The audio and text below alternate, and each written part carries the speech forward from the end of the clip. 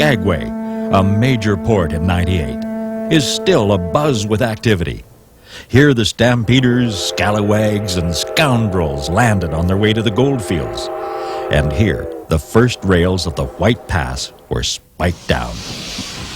Is it any wonder that tens of thousands of Americans are still drawn to this mecca? And at the center, the White Pass Depot, a haven for those enchanted by this living link with another time.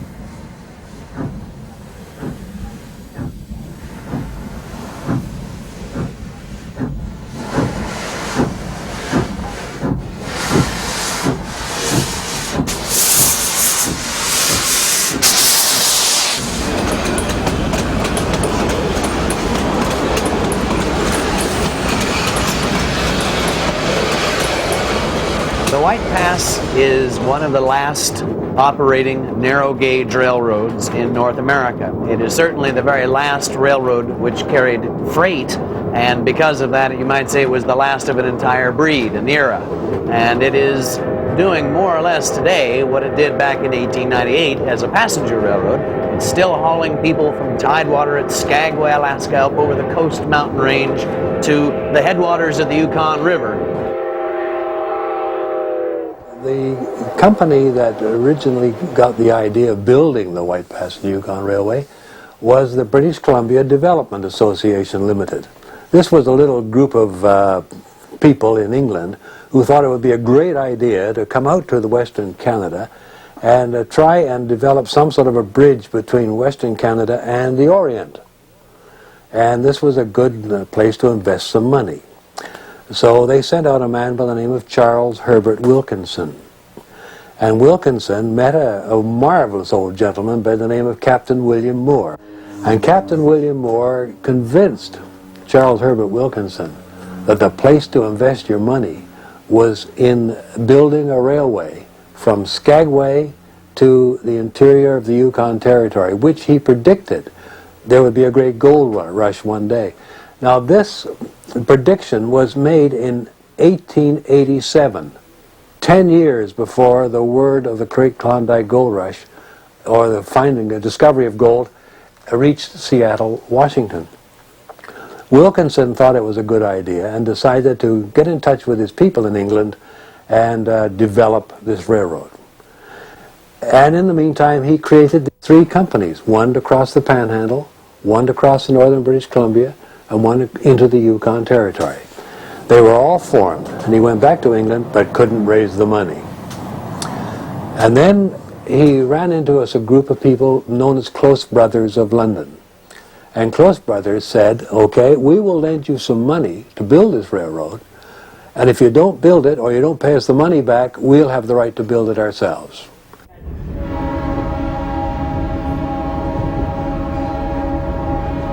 Probably the most impressive thing about the railroad is the scenic grandeur that you see from the line.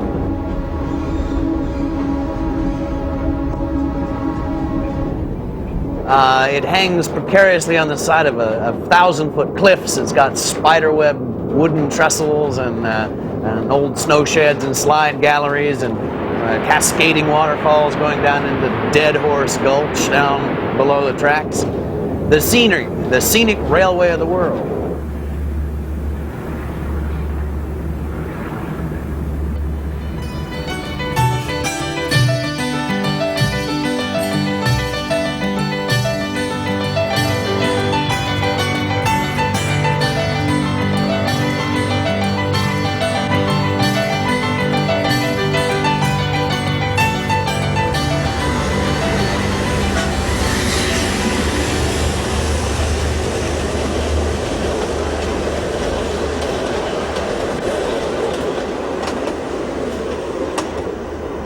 I suppose the thing that I personally like about the White Pass is the fact that it's been operating all the way back through the gold rush. This is a direct link with the Klondike Stampede of 1898. I mean, these parlor cars, many of them date back to the 1880s and the 1890s.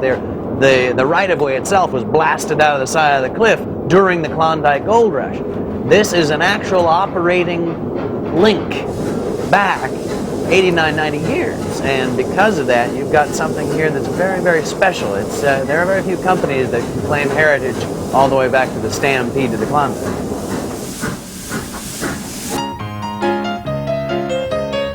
It began in 1896 when 3 wandering prospectors discovered gold in the Klondike Valley. By July the following year, the fever was rampant. In Seattle, a ton of gold was dumped on the docks, and the rush was on. Black-suited and bowler-hatted, many traveled via the Lynn Canal to the Alaskan port of Skagway. From here, they struck out for the border, some through the White Pass with its infamous Dead Horse Gulch. No matter which way they came, the Northwest Mounted Police saw to it that each man entered Canada with the prescribed 1 ton of supplies, a process that would require many to make up to 40 trips up and down the pass. For those who overcame the first ordeal and were permitted into the Yukon, 500 miles still separated them from the Klondike goldfields. It was evident from the start that a properly organized transportation system was required. Wilkinson's group did not pay the money back, so Close Brothers took over the 3 companies and sent Sir Thomas Tancred, Erastus Corning Hawkins, an engineer from the United States, and John Hislop, a Canadian from Canada, sent them up to Skagway to go through the White Pass to see if a railroad could in fact really be built into that territory. And Sir Thomas and Hawkins and Hislop did just that. They were staying at a hotel called the St. James Hotel in Skagway, and they were really discouraged. They'd gone through the pass and it really didn't look very good. Sir Thomas was a bit discouraged because he was a famous old railroad builder, and he'd like to tell Close Brothers it was a good deal, but it turned out that he just couldn't say it. The grades would be too steep. The winter could not be dealt with in terms of the drift, the snow, the avalanches. By quirk of fate, as the group retired to the bar to warm up after their trip on the trail, another fellow came in to the hotel, also dirty and haggard after days, obviously, in the saddle. A young gentleman named Michael J. Heaney. And he was a Canadian, young railroad builder. He made his name in building the Canadian Pacific Railway as a young contractor. And he had gone up there as an independent surveyor all by himself, financed himself, to see if a railroad could be built. And he was convinced a railroad could be built. So he came down to the St. James Hotel one night, walked in, and met these 3 fellows who were just deciding to tell Close Brothers that they were not going to build a railroad. And he convinced them that they should build a railroad and that he was the guy to build it. And that's the way it turned out. And that was the start of it. And they hired him on as the labor contractor, and later he became the contractor of record and in fact built the railroad. Heaney immediately began assembling together all of the tools and the manpower required to build a 110-mile railway in the middle of totally unsurveyed, untouched wilderness. They weren't even exactly sure that Heaney's rough survey was where they were going to put the track. Construction began on May 27, 1898. Within 2 months, Mike Heaney had the first passenger train running 4 miles towards the summit. Michael J. Heaney always wanted to build railroads. It was born in him right from the very early days. In fact, he ran away from home at the age of 14 and ran to the CPR construction sites, and his elder brother found him there and took him back home. But by the time he reached 18, he was then let go, and he went back to constructing the railroad to the CPR, and he worked on there on the CPR till the day the railroad was completed in British Columbia. His exacting standards saw costs soar to $120,000 a mile, an astronomical figure for a narrow-gauge railway. Here you had these great shoulders of granite coming down from each side of a valley, and they interlocked like the giant teeth of a gear. and the railroad had to move in and around these giant shoulders. Now, there was one place called Rocky Point where engineers of great repute simply said it's impossible to get a railroad around there. And Michael J. Heaney did it.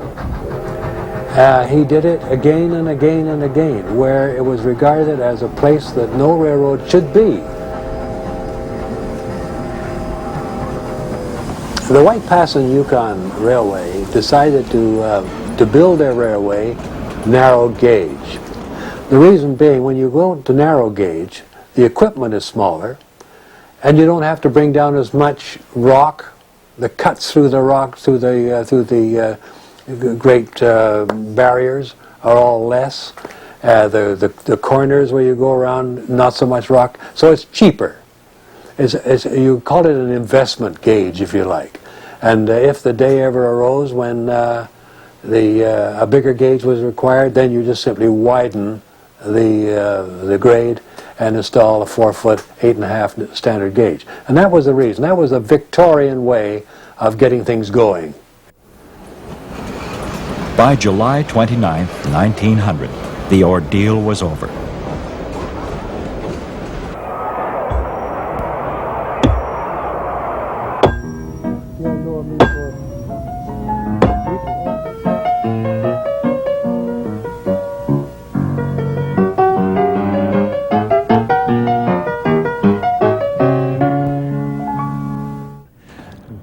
The White Pass and Yukon arrived in Whitehorse with the driving of the spike on June the 8th, 1900. When the rail was spiked down, the White Pass trains could connect to stern wheel steamboats on the Yukon River, which would then continue on down 400 miles to Dawson City. The steamboats that the White Pass operated were early on the river with dozens of other companies' ships, but the buccaneering spirit of the time, driving freight rates so far down, made it impossible for anyone to make any money. The White Pass, therefore, went into the business in a big way. They actually bought out all of the steamers on the river and formed British Yukon Navigation Company, of which the Klondike, SS Klondike, was a flagship of that fleet. The Klondike excitement, the stampede, had lasted from July of '97, when word hit the outside world, through that incredible winter of '97-'98 that gave us the images of men and women climbing up the 45-degree angles of the Golden Stair at the summit of Chilkoot Pass. Those images were completely ended with the completion of the railway. The last grand adventure that the Klondike was, of man against the elements with his horses or his pack on his back, that was ended by the creation of the Grand Victorian Age of the most modern transport system on the planet. The rail, the steam engine connecting to steam vessels, steam riverboats. And the completion of the railway, the Golden Spike, the ceremony at Carcross in July of 1900, ending that period of northern history, changed everything. And modern technology of the 20th century was now available to transport man and material from the tidewater at Skagway over the Coast Range and down to the gold fields at Dawson City. A trip which had taken 6 months now took only 6 days. White Pass and Yukon Railway is really composed of 3 companies. One company operates in the Yukon Territory, and one operates across the northwest corner of British Columbia, and one across the Panhandle in Skagway, from Skagway to the border. And those 3 companies comprise the railroad, 110 miles. And that together as a family name is called the White Pass and Yukon Route. 3 months after the line was completed, it shivered beneath the first snowfall.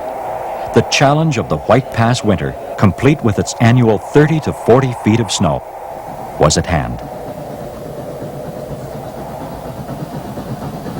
For the next 60 winters, the canyons and mountains echoed with the rumble of 2 giant snowblowers. The rotary plow, pushed by 2 steam locomotives, could slice its way through drifts up to 12 feet deep. Without the rotary crews, nothing moved. They were considered the elite of the railway. In the early 60s, Larry Sullivan was part of such a crew, one that suffered the worst blizzard conditions in living memory. It was in 1962, I forget what month it was in the winter time. But that particular trip, we left Skagway and we had the 70 and the 71 for the two pushers and rotary number 2, I believe. Oh, geez, it was blown like crazy up there and cold, north wind. And we got up just this side of 23 milepost. And the rotary stopped, a blue whistle that we stopped, and they were running out of water. At a standstill, 23 miles from Skagway, their troubles had just begun. The basic problem for the rotaries had always been to keep a clear path behind them so they could return for fuel and water. There were other concerns, too. There was about a 10-foot drift they went into it. The snow came in through the caboose, and the conductor and the brakeman was up in the cupola, and it filled the caboose, and we got stopped. And we sat there for 4 days. By the end of the week, another rotary fleet, 50 men, 4 bulldozers, a dog sled team, and the Alaska State Airline had been called into play. At its conclusion, an appreciative White Pass general manager stated, "I can't pay enough tribute to the courage, plain guts, and endurance of the men." 25 years later, snow removal is still a big job. At the beginning of the summer season, bulldozers are let loose in the White Pass snow. Working as a team, they're more efficient than the rotaries. As for their lack of romance, few White Pass veterans would return to the good old days.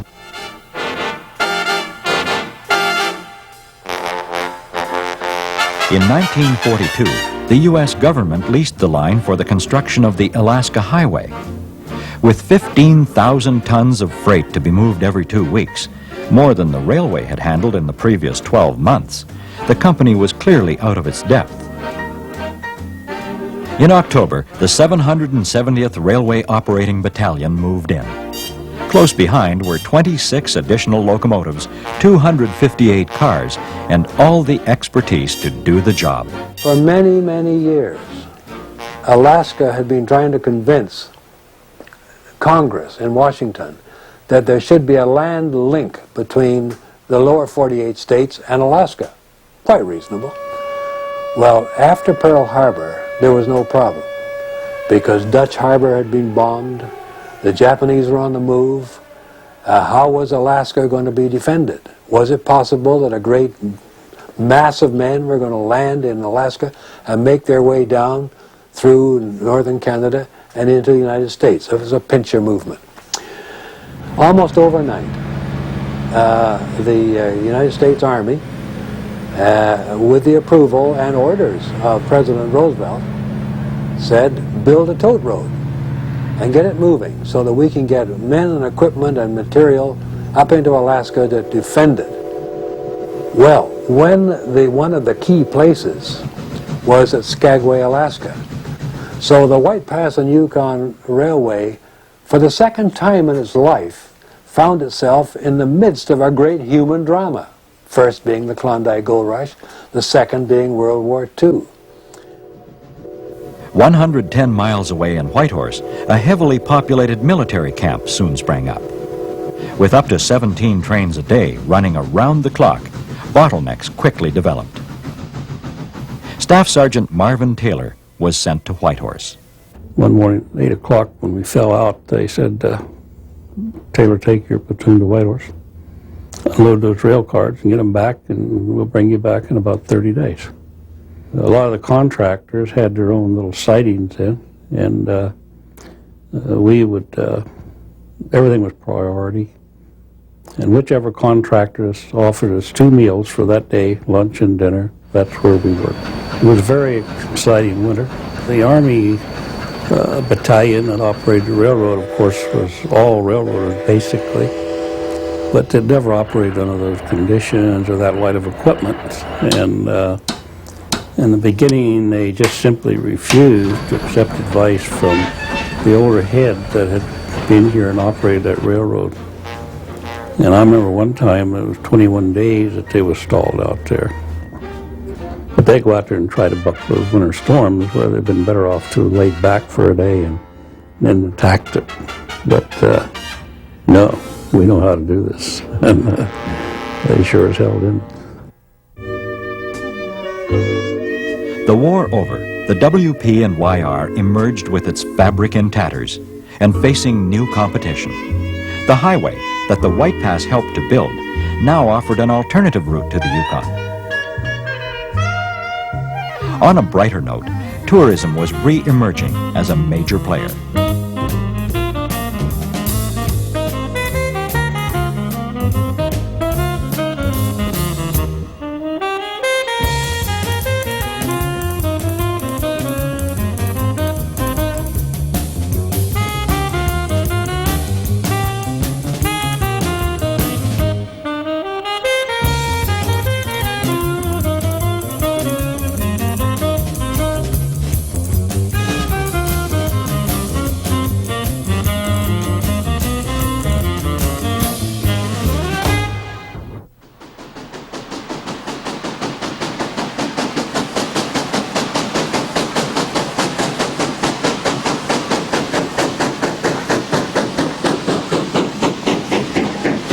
This is a remarkable railroad because basically you had British financing, American engineering, Canadian contracting. And as a matter of fact, you know, there's an old saying up north, there are two nationalities, or three nationalities in the north. There's Americans, then there's Canadians, and there's White Passers. So you have this international concept when the railroad was being built. And with the American engineering, British financing, and Canadian contracting. They built the railroad. And this railroad went on all the way through the teens of the early years, into the roaring 20s and the hungry 30s. The railroad went on into the war years, World War II.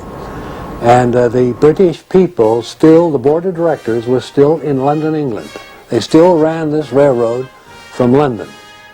And it wasn't until 1950 that they finally came around to realizing that in order for the railroad to play its part in the modern North, modern Canada, modern Alaska, that the railroad had to be revitalized and had to be run from Vancouver at least, or Whitehorse.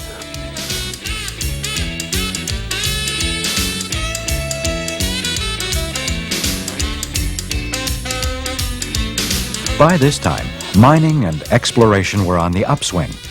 So too was a growing awareness of transportation costs to the territory. After careful analysis of the problem, White Pass prescribed the solution: the development of a fully integrated container system. It proved to be the world's first. With one bold stroke, White Pass had made transportation history again. A brand new ship, the Clifford J. Rogers, was commissioned. Built solely for the Yukon's ocean commerce, she could carry 200 5-ton containers. On arrival in Skagway, they were transferred to the railway. Reduced handling costs and an overall increase in shipping efficiency became the White Pass hallmark. To complete the system, new diesel-electric locomotives were purchased. The days of steam were over for now. Meanwhile, White Pass was well and truly in the 20th century.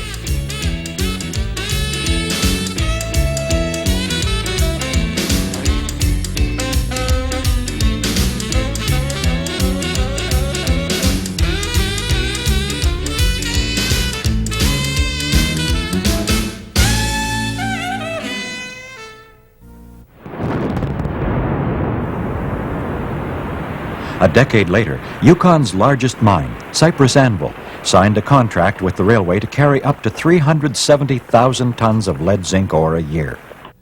A record unbroken.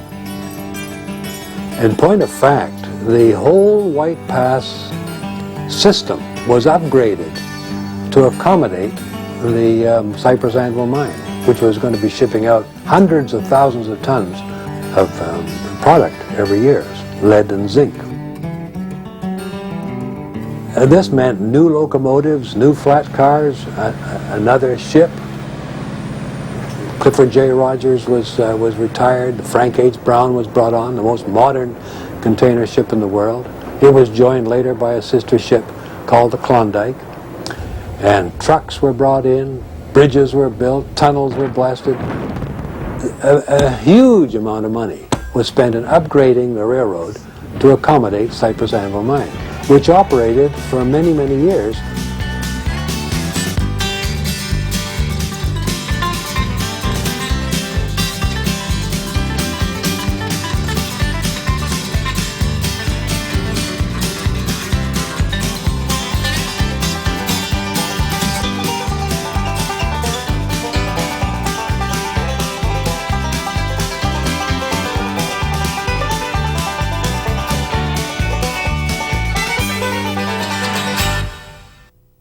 It kept on running up until about 1981, I believe the time was. And in 1981, the Cypress Anvil Mine, for reasons of its own, closed down. This eliminated the basic tonnage for which the railroad had been upgraded to carry. And no longer could it afford to maintain these facilities without the income of Cypress Anvil Mine. So under those circumstances, it was forced to close down.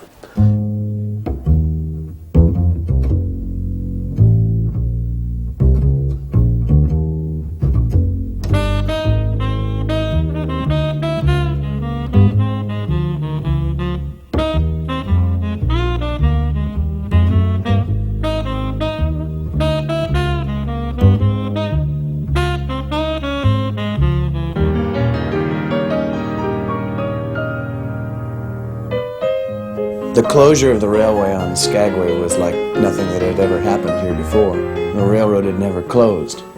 For 84 years, there had been a constant rail operation here in Skagway. It had been a constant employer.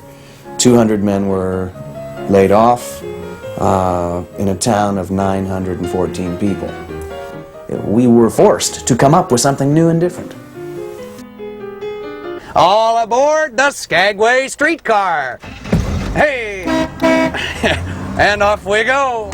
And ladies and gentlemen, on the 29th day of that month, the SS Queen, the mail steamer, comes around the point just like you did this morning. When the railway closed, there was a serious vacuum as far as our attractions in the town. Leaping into the fold were all sorts of creations, the tent cities, gold panning, the helicopter flight seeing tours, my own Skagway streetcar company. My wife and I bought a fleet of antique automobiles, dressed ourselves in period costumes, gave people sightseeing tours of Skagway through the historic residence. There's 8 blocks of bliss laid out right here for your entertainment, folks. Will everybody get another couple pictures of their ship in the harbor, maybe themselves with the city in the background? We're going to make our way next down to the old Gold Rush Cemetery, where I'm going to introduce you to Jefferson Randolph Soapy Smith. All aboard the streetcar. When everybody arrived, the Americans arrived in Skagway, they all had rifles, ammunition, 6 guns, and this was the mode of operating in the United States. They made their own laws to some extent when they're on the frontiers. And, but there was good and there was bad. There were those who wanted law and order, and there were those who said, we will become gangsters in this land and run this town. And one of them was Soapy Smith. And he had a gang of thugs which virtually controlled the town. Smith decided it would be a great idea to set up a little gambling den up on the grade, up near White Pass. Mike Heaney heard about this, and he said, told Foy, his railroad superintendent, go down and tell that fellow to hop it, get off the grade and go back to Skagway. And the Soapy Smith's man told Foy, you can't shut me off here. I have as much right to be here as you have, which he had. So Foy went back and told Mike Heaney that the man wouldn't go. Soapy's man would determine to stay where he was. So Mike went down with Foy to where the man was, and he said in a very loud voice, "Now, Mr. Foy, I want you to bring that cliff down tomorrow, so load it with dynamite and it will blast it at 6 o'clock in the morning." And at 5 o'clock in the morning, Foy got up and set the fuse, went down and told the man that he was going to be blowing the cliff down. They would cover up his tent and kill him. And the man wouldn't have said, "No, you're just bluffing." So Foy eventually lit the fuse and said to Soapy Smith's man, "This cliff is coming down in 50 seconds. If you want to live, you better get out now." And half an hour later, Foy was able to see Michael J. Heaney and report that the Soapy Smith man was last seen running down the trail towards Skagway in his underwear. This is the most unique railway in the world. It was born of an incredible event. It lived an amazing, multifaceted, adventurous life.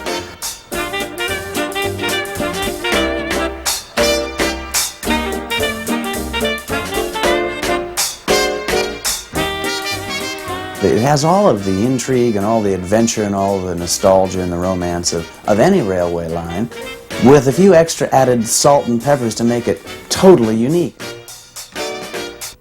When it closed, it was the last freight-hauling narrow-gauge common carrier left in the countries, in Canada or the United States. And as such, the White Pass wasn't a candy-coated dance-all dream. And it lay dormant for a while, and there were various rumors that it was going to start up again. The mine was going to start up again. This was happening, that was happening. But there was never any real justification. But then Skagway had, in the meantime, had become a really very important destination for travelers, tourists. Always had been. But there was many cruise ships coming up, loaded with passengers, eager to absorb the history of the Trail of '98, the Klondike, and all the rest of it. And almost by popular request, people said, "We hear about this wonderful White Pass Railway," which incidentally goes through some of the most magnificent and awe-inspiring scenery in the world. That bit of railroad between Skagway and the White Pass summit, I think, is the most magnificent 20 miles of railroad anywhere in the world. No question about it. Sawtooth Mountains and the great glaciers. No wonder people said, "Bring it back." So the White Pass and Yukon route, listen to this. Tourism going through the port of Skagway, Alaska, had doubled between the closure of the railway and 1988. The White Pass Company made a gamble to attempt to operate a seasonal, summertime-only passenger excursion train operation. And it was a success. In 1988, we hauled 36,000 passengers on the train. And now what's happening is that instead of people asking about the little narrow-gauge train that they hear might be running, people are calling us up on the phone saying, "When does the train leave?"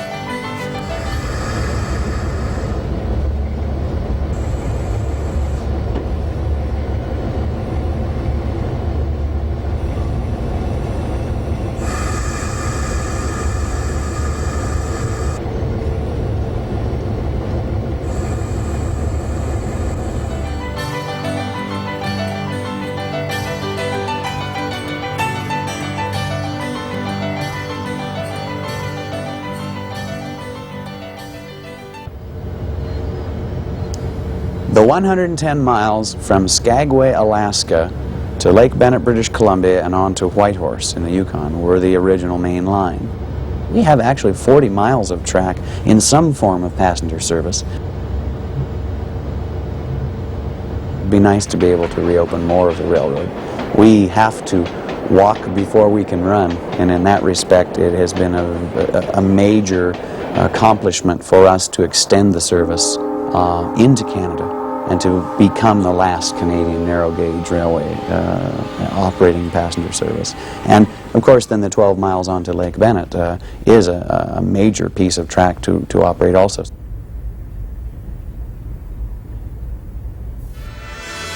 Climbing the Chilkoot, the Stampeders spent the winter of '97 here. Their destination was still 550 miles away. Their route, once the ice melted, was down the Yukon River. Here, hundreds of boats were built.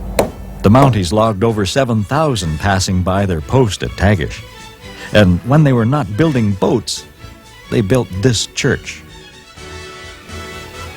When the ice melted, the boats were launched, and the Stampeders were gone.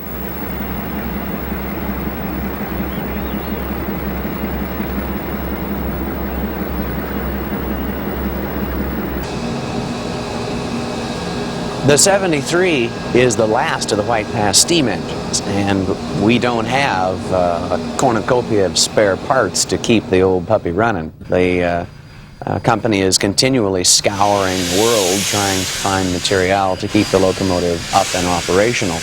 There are, however, a number of groups that have inquired about wanting to charter the locomotive, to be able to take it up the line for special group events, to run it up the hill and then bring it back down, say for the Pacific Railroad Society or this type of groups, the rail fans.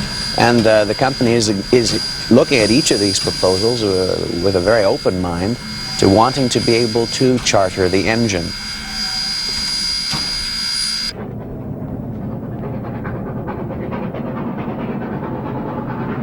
And the crews loved the 70 class engines. There were only 4 of them constructed. The first in 1938, and the 73, of course, is the last of that fleet of 4 engines, the most modern of the bunch.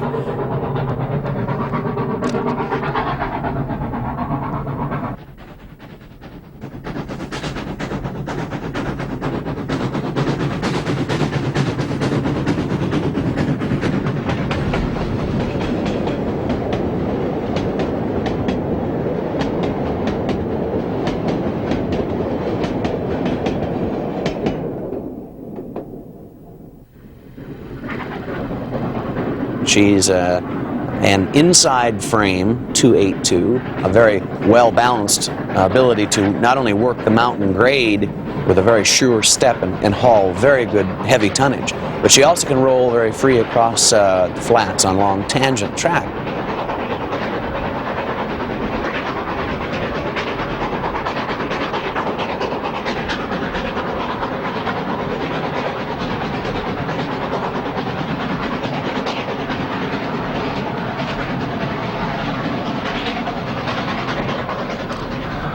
She has a very special place in the hearts of the crew because of the stories of the 70 class engines, how they worked so well bucking the rotary fleet and fighting the snowdrifts because of their direct power and their sure-footedness, and of course also because of their ability to handle the fast passenger runs and excursion runs.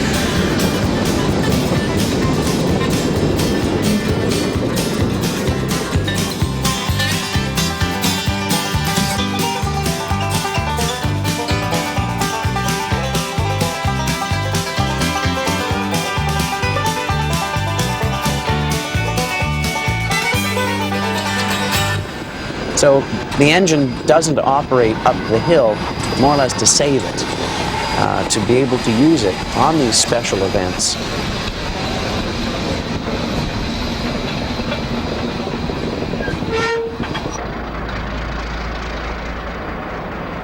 The trains leave from Skagway and depart out past the old Gold Rush Cemetery, over the East Fork of the Skagway River, climbing up a 3.9% grade to Rocky Point. Then the track hangs along the side of the Skagway River up past Clifton with the overhanging rock and across Pitchfork Falls.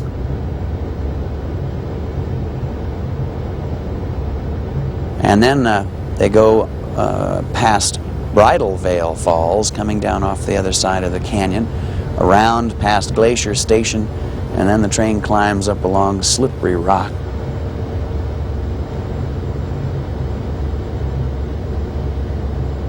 And along the bulkhead to the 15C trestle and what we call the 16 tunnel, which is across Glacier Gorge. The bridge goes into Tunnel Mountain, which was the only original tunnel on the line.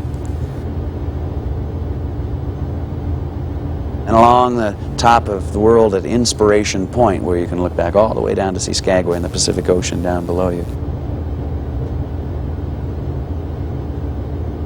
Climbing up even higher past along the edge of Dead Horse Gulch, where the original trail of 98 is pounded right into the rock by the horses back in 98, and it's there for everybody to see outside the train.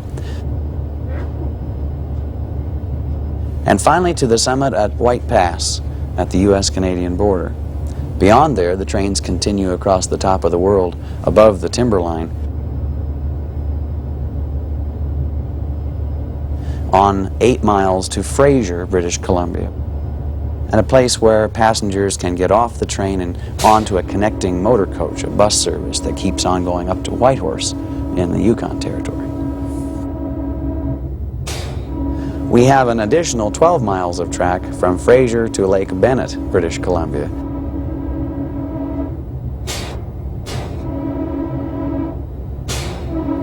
I think that probably the comments we get from travelers, and there are, of course, are those about how beautiful the scenery is or how good the narration was on board, but I think the ones that I treasure more are those that come from the international traveler who has been around the world and has ridden railways in the Alps, railways in the Himalayas, railways in the Andes, and the comments from the international railway traveler, who of course is a connoisseur of such journeys, has been that the White Pass and Yukon Route is the scenic railway of the world, that it ranks up with the greatest railway journeys from a scenic, spectacular standpoint.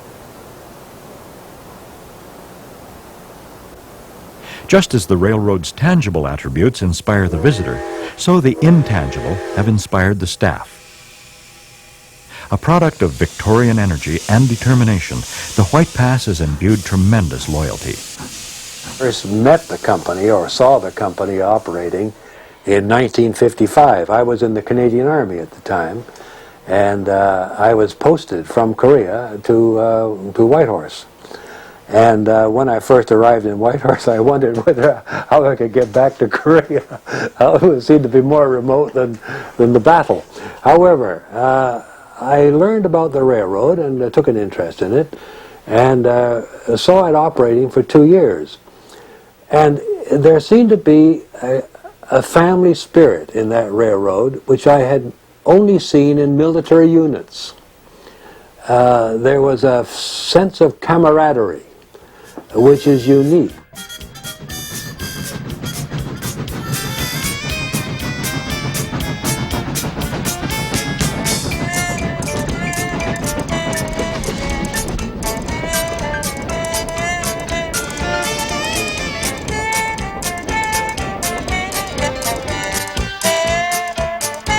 And all this rooted in the Klondike Gold Rush. I thought it was a magnificent sort of an operation.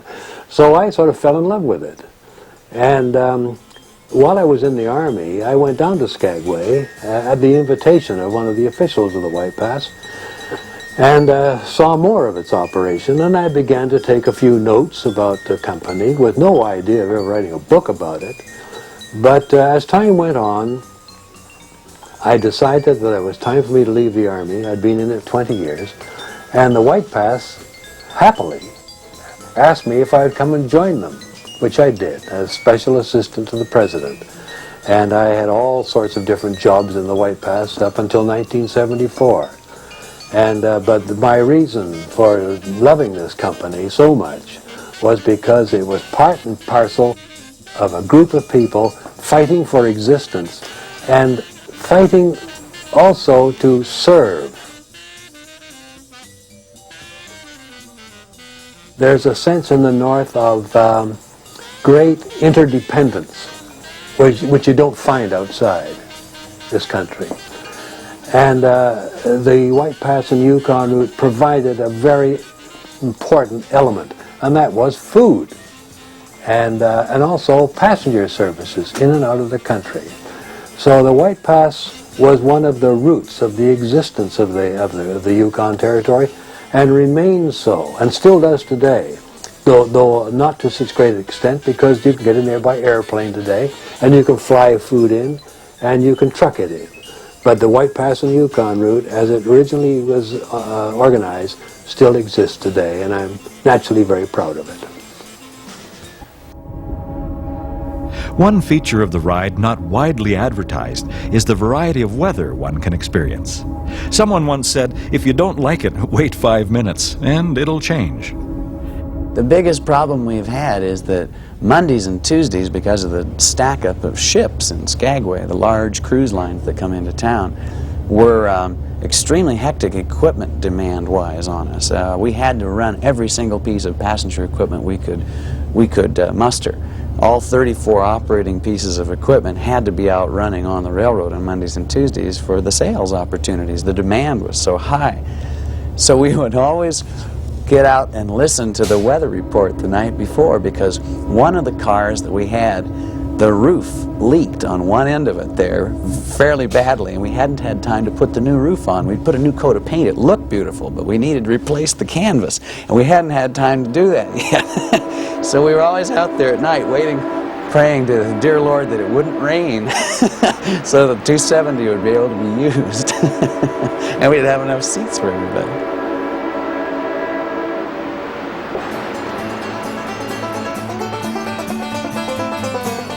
This is a remarkable railroad because basically you had British financing, American engineering, Canadian contracting. Haney immediately began assembling together all of the tools and the manpower required to build a 110-mile railway in the middle of totally unsurveyed, untouched wilderness. They weren't even exactly sure that Haney's rough survey was where they were going to put the track.